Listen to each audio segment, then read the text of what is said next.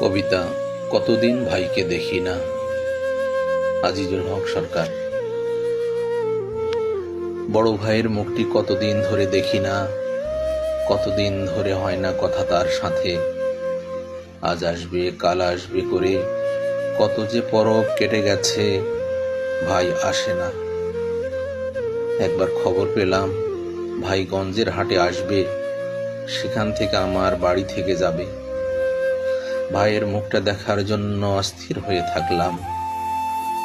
কত যত্নে কত কি যে আয়োজন করলাম। অবশেষে ভাই গঞ্জের হাটে এলো, হাট থেকেই ফিরে গেল।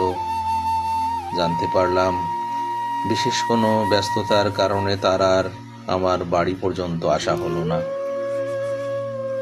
অনিয়ন্ত্রিত চোখের বারন্ত আর বাঁধ মানে না।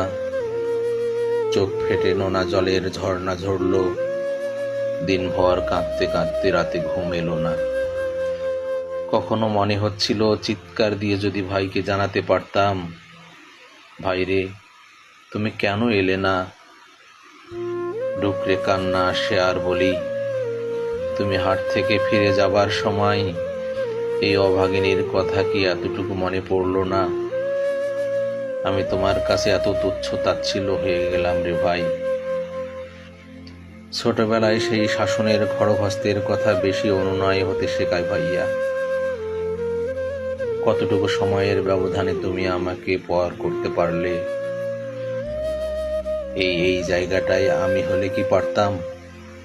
তুমি না বড় ভাই, বাবার সমতুল্য।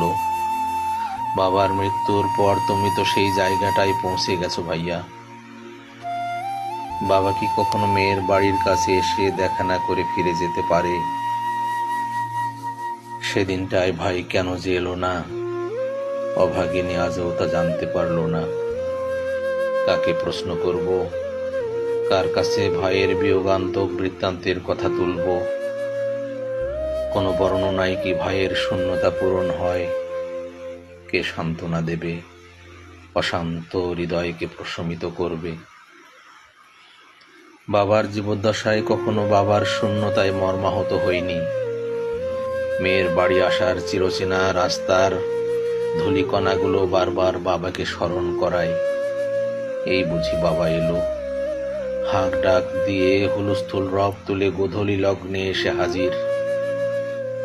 সেই আনন্দ উচ্ছ্বাসপূর্ণ মুহূর্তটার 1 দশক গত হয়ে গেছে।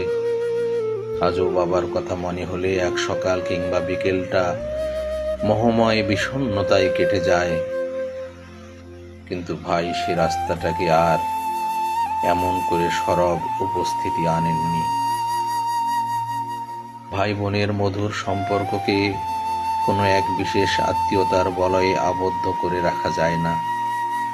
স্নেহময়ী বোনের কোমল হৃদয়টাকে যদি অন্তরাত্মা দিয়ে উপলব্ধিবোধের জায়গায় স্থান দেয়া যায়, তাহলে এক অবলা মনের মনমন্দির অনায়াসে জয় করা যায়। বিচ্ছেদ বেদনার পরেও মনে স্বস্তির সুবাতাস বয়। পিতৃপুরুষের ভিটে বাড়ি ছাড়া মা বাবাহীন এক সরল প্রাণ ভ্রাতৃত্বের ছায়াতলে ঐতিহ্যের আত্মিক সম্পর্কের শিকড় খুঁজে পায়। ধন্যবাদ।